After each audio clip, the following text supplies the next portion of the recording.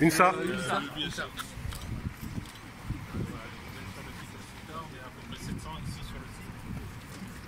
Majoritairement des ingénieurs, mais aussi des assistants et des techniciens.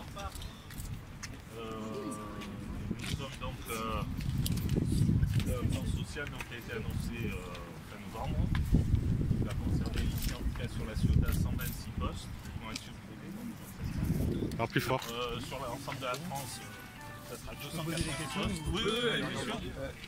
Dans quel type de service ici? Dans tous les services. Alors ici c'est un centre R&D principalement. Voilà. Et principalement dans le domaine des télécoms, les cartes SIM, les GSM. Alors il y a d'autres services annexes. Ça veut dire que ça peut être même dans des services de laboratoire, des crédits impôt recherche. Ah oui. 14 millions par an de crédit impôt recherche. Ah oui, on touche à peu près 14 millions d'euros de crédit impôt recherche. J'ai mal trouvé ça. Cette année, on a eu un crédit d'impôt de 12 millions. C'est-à-dire que c'est le fisc qui nous a donné des...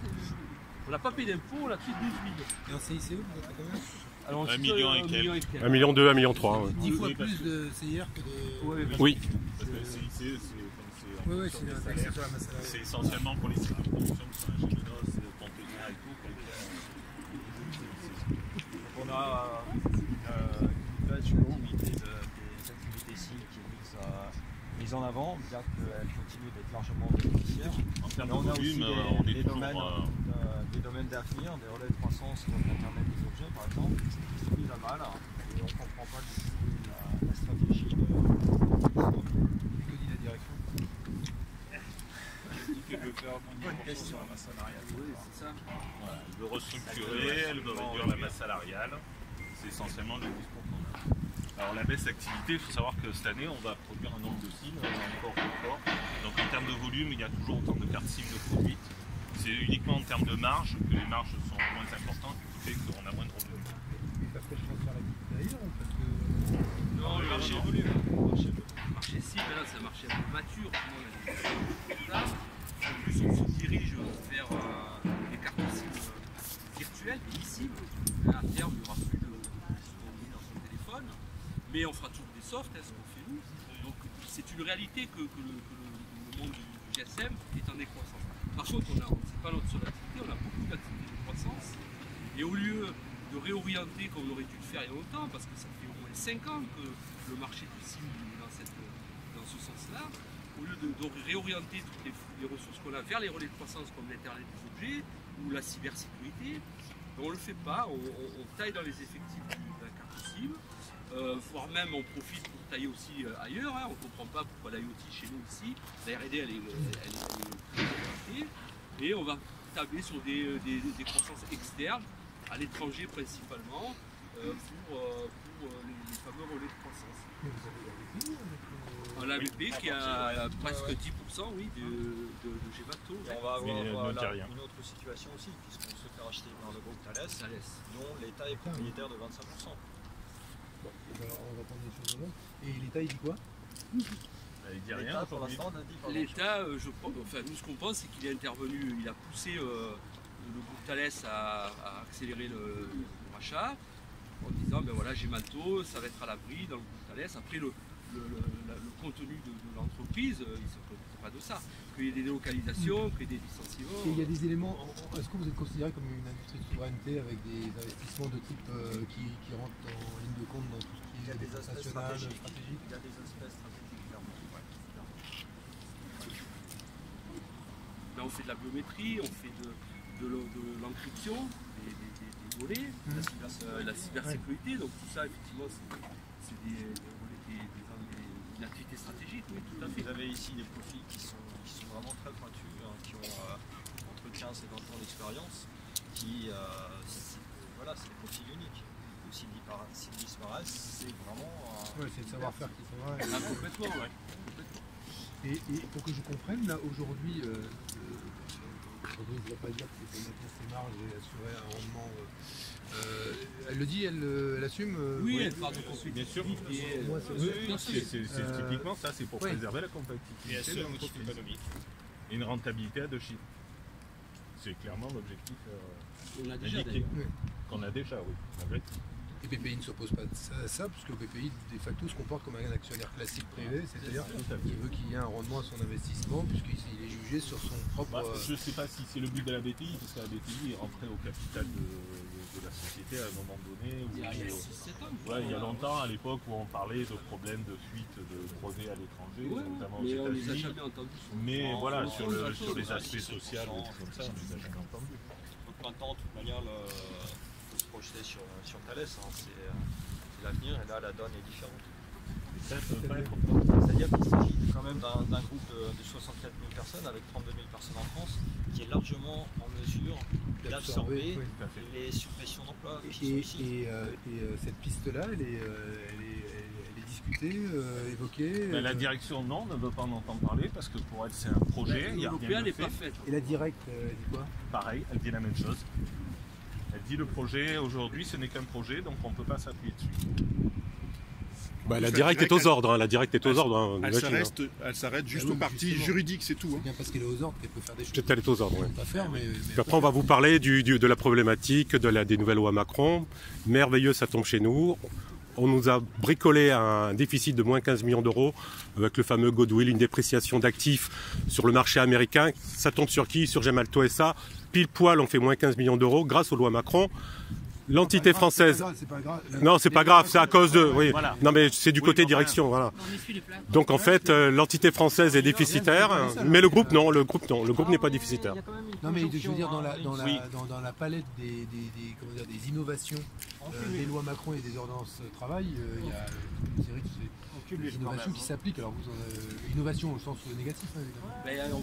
Il y a celle-là, il y a le fait aussi qu'on ne peut pas se référer aux résultats du groupe. On analyse que la situation de l'entité France, qui a été mise en déficit pour la première fois cette année. Artificiellement. Artificiellement, évidemment. Pour nous, c'est juste un jeu d'écriture. C'est un jeu d'écriture avec d'une entité à l'autre. Des prix de transfert, des brevets qu'on ne touche pas, parce que tous les brevets sont chez nous, mais on ne touche pas les fils de nos filiales. Enfin, on a l'expert. Je peux vous poser une question, parler franchement. Moi, j'étais ministre à Bercy, j'en ai vu, on a sauvé des boîtes, on a vu notamment des boîtes avec un fort pourcentage de salariés très qualifiés, d'ingénieurs, etc. On a vu comment ils ont sauvé, on en a d'autres qui ont fermé la porte, qui ont fermé les boutiques parce qu'il n'y avait plus de marché, il n'y a plus de marché. Mais j'en ai vu des bagarres aussi, on le voit, je sais pas moi, avec des vrais savoir-faire. On pense par exemple Géohydro là, qui vient dans l'Isère, alors qu'ils font des turbines pour les barrages, qui sont quand même des savoir-faire exceptionnels. On était les seuls en France à avoir avec les Allemands et qu'on abandonne. Donc on voit qu'on est capable de fermer des activités qui sont des activités dont on sait que pourtant sur le plan économique et de la technologie et même des savoir-faire, le jour où ça ferme, on perd et les savoir-faire et les positions qu'on avait sur les marchés, etc. Donc ça existe. La clé, elle dépend beaucoup du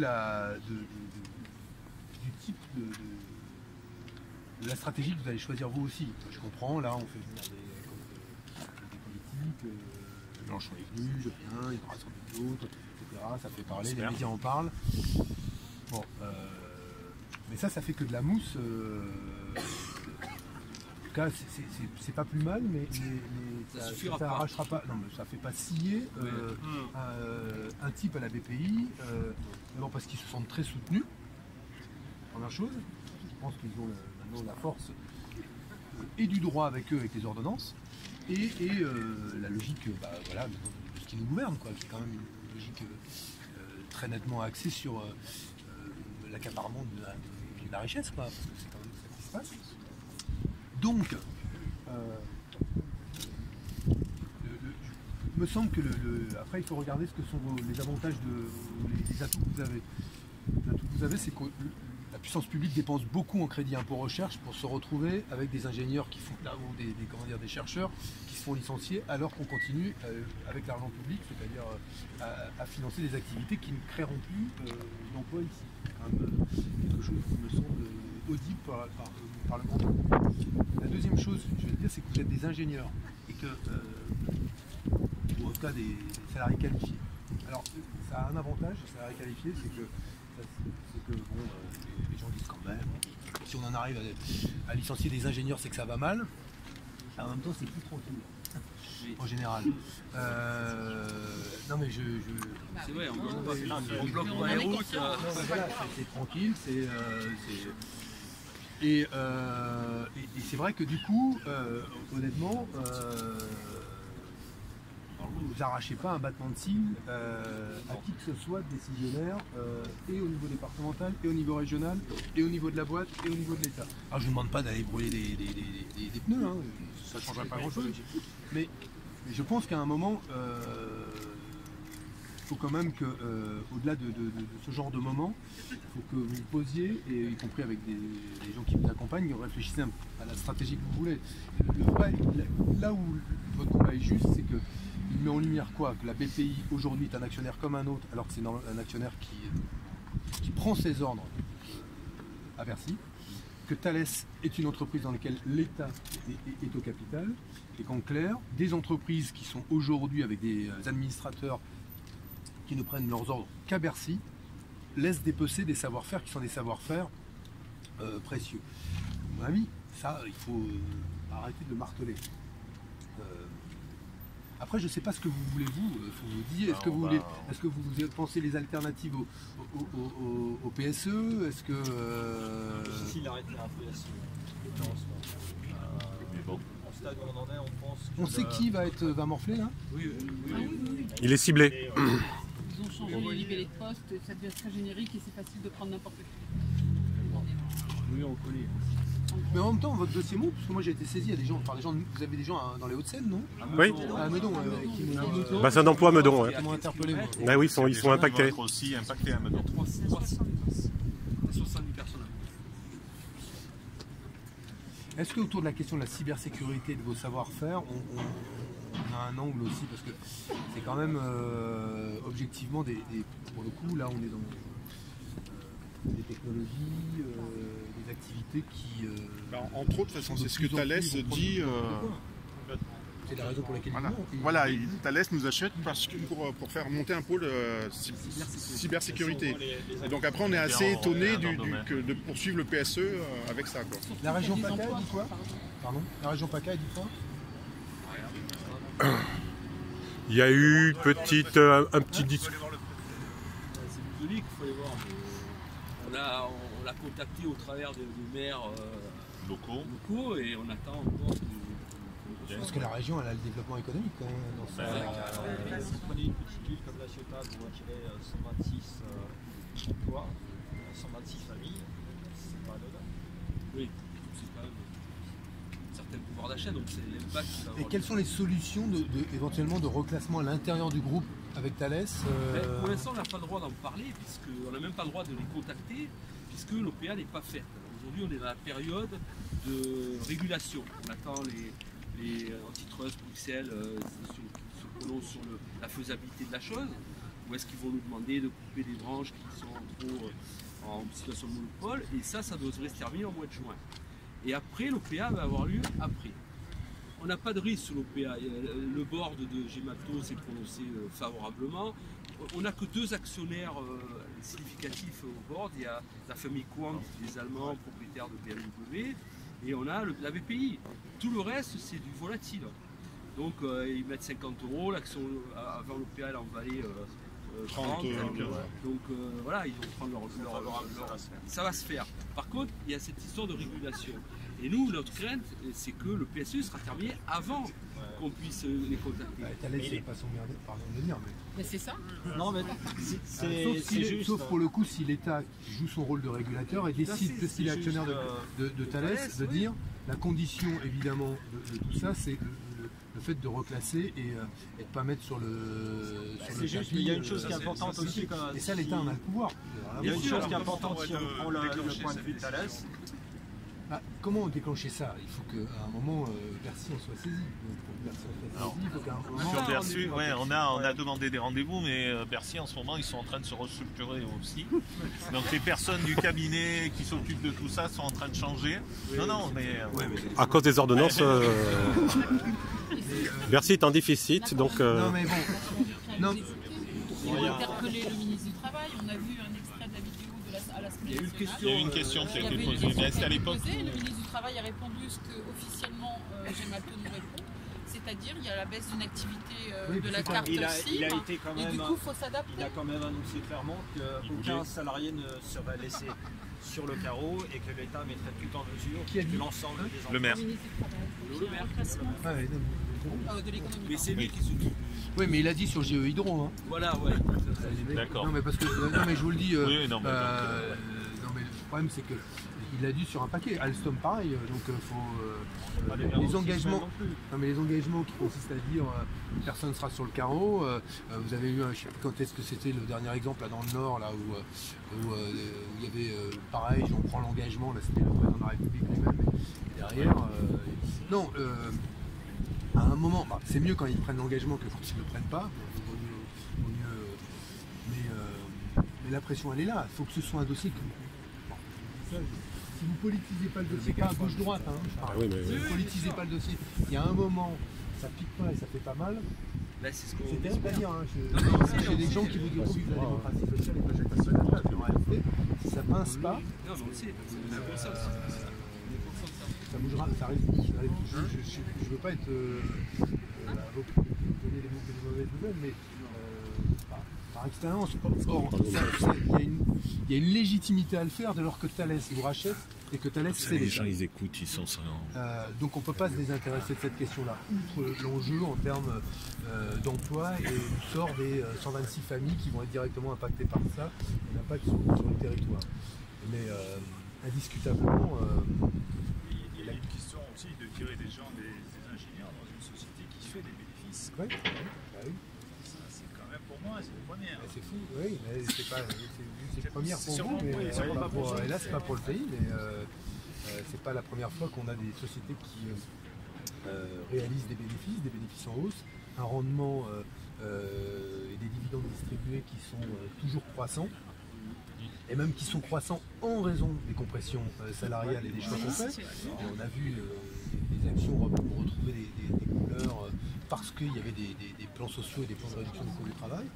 Et donc ça c'est un grand classique. La question qui est posée là à l'État, c'est se met-il dans la roue de ceux qui font ça ou continue-t-il à avoir une ambition industrielle dans ce pays? Si on a une ambition industrielle, notamment sur les technologies de pointe, on se débrouille pour que des centres de R&D ne se barrent pas et ne soient pas dilapidés. C'est aussi simple que ça. Là, on assiste à de la dislocation de lieux qui sont créateurs de valeur. Ici, si on est la Startup Nation, on n'a pas besoin d'avoir des visages souriants d'ingénieurs prépubères, etc. On fait de la technologie ici aussi, quoi. C'est pas que des types qui vont à Las Vegas, quoi. Il y a quand même un peu des jeunes aussi. Non, mais je dis ça. Même si on est globalement assez... Non, mais c'est pas juste... Non, mais vous voyez ce que je veux dire. Pas l'image. La Startup Nation, vous avez des gens, vous avez l'impression qu'ils ont la banane tout le temps. Mais normal, ça, je veux dire, mais bon, le corollaire, c'est qu'on a des gens qui sont capables de passer d'un métier à un autre. De nombreuses fois. C'est qui le président ou la présidente? C'est monsieur Philippe Vallée. C'est qui? C'est un grand comédien. C'est un ancien, c'est le PDG, c'est un ancien de J'aime plus. Vous lui parlez ou... Non. Non, il faut savoir que quand il y a eu l'OPA d'Atos, il est venu nous parler parce qu'il se sentait mal. Oui. Parce qu'il risquait de perdre son poste. Et depuis que c'est Thales qui est sur le coup, ça a beaucoup mieux parce qu'il a eu la garantie de rester. Trop tôt. Le calendrier, ça les a perturbés. Ils devaient faire le PSE d'abord et faire l'OPA après. Sauf qu'il y a Atos qui s'est manifesté. Qui, on ne sait pas pourquoi, la veille du PSE, il a annoncé qu'il faisait une OPA. Donc ça a bouleversé tout le monde. Notre PDG il est arrivé en pleurant. Des communications pratiquement en pleurant. Surtout que le PDG d'Atos a dit qu'on serait intégré totalement et qu'il ne resterait plus rien de Gemalto. Et en 2 jours, dans le week-end, hop, Thales est arrivé. Un dimanche. Mais Et c'était visiblement, déjà ça a prévu. été provoqué parce que Atos L'un déclenche l'autre. Et là, ça se coïncide avec le PSE. Plus personne Trop tôt, comprend. pas pour vous. Non, pas pour nous. Ah non, pour eux, oui. C'est pour ça que nous on pense, parce que le PSE de manière administrative régulière, on n'arrêtera pas. Hein, c'est un rouleau compresseur. Surtout, on voit bien, une fois de plus, avec tout ce qui est ordonnance Macron, tous les délais ont été raccourcis. On ne peut plus dire on ne donne pas d'avis parce qu'on n'est pas informé à telle date, vous n'avez pas donné d'avis. C'est comme si vous en avez donné. Et du coup, notre espoir, c'est de le faire arrêter par Thales. Et si dans l'hypothèse d'une négociation avec la direction, ça sera à table, peut-être je me trompe complètement, hein, mais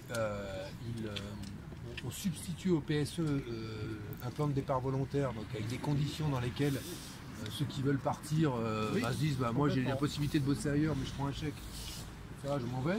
Est-ce que ça peut être un point d'atterrissage ou pas?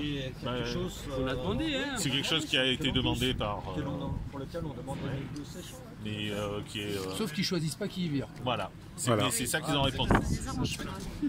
Si on leur a clairement demandé d'intégrer un plan de départ volontaire dans le PSE, ils ont dit non, on veut pouvoir choisir les postes qu'on supprime. Ou alors il y a le conventionnel collectif, qui est aussi une nouveauté Macron, où là les deux parties choisissent. Ce qui est fou, c'est que ce soit vous qui le demandiez. Parce que c'est plutôt une arme au profit. L'avantage du plan de départ volontaire, c'est que vous pouvez remplacer celui que vous qui est parti, alors qu'un PSE, vous ne pouvez pas. C'est très simple à Ouais. C'est très simple. Il y a quand même, par contre, ça va induire une désorganisation de l'entreprise. En fait, le PSE n'est pas adapté à notre situation. On n'a pas de problème économique. Et là-dessus, la directe, elle présente pas une. La directe, il ne C'est regarde qui, que la forme. c'est qui ou la directe? C'est Nous, on dépend de Nanterre. C'est la directe de Nanterre qui s'est fait retoper par le plan social d'IBM, où l'avis de la directe a été cassé par la cour d'appel de Versailles. Donc là, je pense que la directe est sous le feu des projecteurs du gouvernement. Voilà. Donc elle n'a pas envie de faire deux fois la même erreur. Donc là, c'est vrai que je pense que c'est un peu... On s'en fout, qui s'est pas envie de Mais faire regarde que la forme. Ils sont sous Macron directos. Hein. C'est la forme. Eh oui, c'est l'État, mais l'État, c'est Macron. Il a fallu les relancer pour qu'ils commencent à écrire à la direction, alors qu'ils auraient dû faire dès le début des injonctions sur un certain nombre de choses. Ce qui est quand même, ils n'ont pas fait. Je trouve assez particulier dans votre affaire, c'est quand même que direct, tout ça se fait dans la pénombre, à bas bruit, avec les régions aux abonnés absents, l'État aux abonnés absents. C'est ça. C'est le Rwanda, quoi, c'est pareil. Le Rwanda? Non, je plaisante, mais... On va pas lire à flash. Non, mais bon... Peut-être si... Eh oui, non, mais non, je dis ça parce qu'on parle souvent de l'éthicité. Est-ce que là, c'est un plan d'épuration éthique, hein? Tout se passe bien, voilà, mais voilà. Non, on est bien dans nos bottes, taisez-vous, vous serez licenciés. C'est pour ça que, pour nous, on pense que le seul créneau qui pourrait faire arrêter ce PSE, c'est Thales. Il n'y en a pas d'autre, via le gouvernement, évidemment. Voilà. Mais si on n'arrive pas à le faire arrêter comme ça, après on va essayer juste d'augmenter le supralégal. Voilà, quand on est allé voir la directe, on leur a dit, mais vous vous rendez compte tout ce qu'on est en train de faire. À terme, en France, le groupe Thales avait 38 000 personnes en France. On fait un pataquès pour supprimer 280 postes. Même pas je vais un vous redire %. la même chose que je vous ai dit tout à l'heure. Le problème de ces services de l'État, notamment des administrations qui sont directement qui sont la courroie de transmission d'administration centrale et du pouvoir politique, c'est quand elles ont intégré le changement d'époque et que le pouvoir avait changé de main, pas politique, mais qu'aujourd'hui, en clair, le poids des grands groupes dans les grands choix de politique macroéconomique et de politique industrielle, il n'a jamais été aussi fort en France que ouais, si vous voulez, peu importe, mais dans les faits. Donc vous êtes un fonctionnaire de la directe, vous savez qu'en gros votre tutelle est déjeune toutes les semaines avec les états-majors du CAC 40, vous allez prendre, sauf si vous êtes un peu costaud, vous prenez vous devancer les désirs de votre tutelle. Donc, ça nous ramène au point de départ, c'est est-ce qu'il y a un point de compromis vers lequel vous pourriez vous diriger qui montrerait une vraie ouverture dans de la part des syndicats? On n'est pas obligé de le donner tout de suite, par ailleurs, le point de compromis. Et comment vous obligez l'autre partenaire à venir à la table? En l'occurrence, pour l'instant, si nous on parle, en fait, parler à on est tous, il n'y a pas le bon interlocuteur, ni la direction, ni Thales, ni l'État. Donc, Thales, elle était sollicitée. Donc il faut les obliger à venir à la table.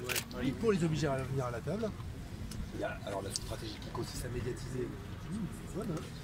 Et après, c'est là que j'ai comme ça, j'ai pas de... On se voit après, ce sera... Si vous voulez, on peut, oui, effectivement, se voir. Il faut réfléchir à la bonne manière de faire. Je sais pas, Méluche, il a dit quoi? Il va faire... Il a fait une bonne analyse. Non mais c'est après, il faut que ça converge. Ça converge. Il fallait converger un peu avant, mais bon. C'est la manière dont on les oblige à venir à la table. Ce que je veux dire, c'est que... Il a utilisé à peu près la même expression, il a dit qu'il faut que ça les pique. Il faut que ça les pique. On fabrique pas des ombrelles. Ni des castagnettes, ouais, c'est vrai que c'est ça. Ouais, ça je connais bien.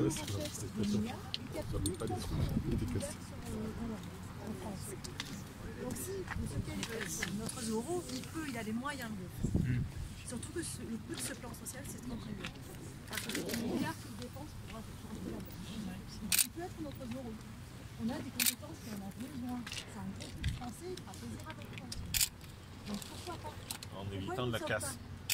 Pourquoi on préfère mettre des personnes dehors pour en embaucher derrière? C'est pas logique tout ça. Il y a vraiment une ouverture. Ah oui. 1000 postes très qualifiés. Et on file bien. Mais vous concevez d'être mobile ou Alors le problème de ces 1000 postes, c'est qu'il y en a très peu dans Non, le sud. Sur notre bassin d'emploi. Tout confondu avec les techniciens, cadres. ouais. Ici sur la Ciotat, il y a c'est 126 supprimés. beaucoup d'entre vous. Oui. 126 à la Ciotat et Et ici, il y a combien? 700 salariés. 77 à Gémenos. 66 à Gémenos et 70 à Meudon. 288 Vous savez, aujourd'hui, donc c'est centre de travail, on a des aménagements de travail, enfin, ça se fait dans beaucoup français, ça. Donc tout peut s'arranger. S'il y a une volonté,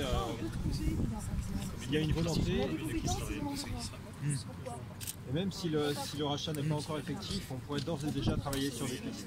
S'il y a une volonté, on peut trouver des solutions effectivement.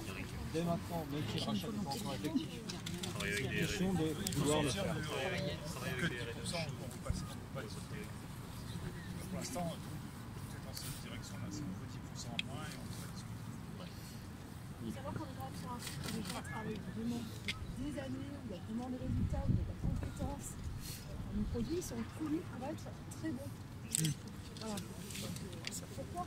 En termes de création de progrès, par exemple, de tous les sites du monde, c'est ici. Mais moi non plus, mais personne, tous ceux qui sont licenciés dans des conditions comme les vôtres, ne comprennent pas, puisque ça échappe, cette logique-là financière économique, échappe au bon sens et même aux intérêts industriels et du pays et de l'entreprise. Donc c'est incompréhensible pour chacun d'entre nous. On se dit ça n'a pas de sens. On pourrait même leur dire que si vous gardiez les ingénieurs ici et la R&D, peut-être que dans 3 ans ou 4 ans ou 5 ans, vous feriez plus d'argent. Mais comme c'est très court-termiste et que par ailleurs, dans la corbeille de mariage avec Thales, il y a peut-être le fait qu'il se soit entendu délesté de vous avant, j'en sais rien moi, mais que c'est peut-être dedans. Donc à un moment, vous vous heurterez à effectivement un mur d'incompréhension, puisque en fait, ce sont des mondes qui ne se comprennent pas, en tout cas qui ne parlent pas la même langue. Donc le sujet, c'est de parler à un moment la même langue, et pour les pousser à parler votre langue, faut arriver à amener ou à obliger l'État, puisque en fait c'est l'État, et à travers lui la boîte, mais à la table. La stratégie qu'il faut essayer de penser, de construire, au-delà de la médiatisation et de l'interpellation. Alors moi, on peut faire plein de choses, moi je peux écrire, on peut parler, on peut dire regardez ce qui se passe là, c'est un scandale. Si ça leur fait... voilà, c'est pas grave. Donc, non, mais c'est là où... c'est pour ça que, quand même localement, on ne peut pas avoir des grands discours sur l'économie, la technologie, la connaissance, etc. Tous ces gens qui vous parlent d'entreprise, de technologie à longueur de journée, et laisser ce qui se passe ici se passer comme ça. Donc d'abord vos élus, il y a la région, je vous rappelle quand même, c'est le développement économique, c'est quand même pas... elle peut... Non mais c'est à eux qu'il faut tordre le bras pour commencer. Parce que si vous leur tordez un peu le bras, eux ils parleront, ils ont des relais aussi. Bon, et après, nous on peut toujours, je sais pas ce que Jean-Luc, mais on peut toujours interpeller le patron de Thales, on peut toujours interpeller le patron de cette boîte, on peut toujours interpeller le maire, on peut toujours faire plein de choses. Hein. Et en parler jusqu'à ce que ça les emmerde vraiment. GE Hydro, ça a commencé à les emmerder, hein, par exemple. Mais je ne peux pas vous dire autre chose que faut qu'à un moment, faut être le caillou dans la chaussure si vous n'êtes pas, sinon ça va passer comme une lettre à la poste.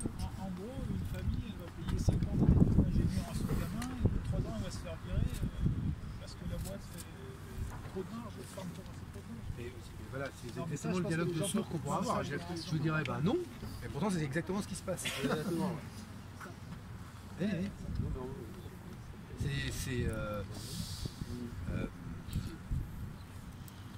Donc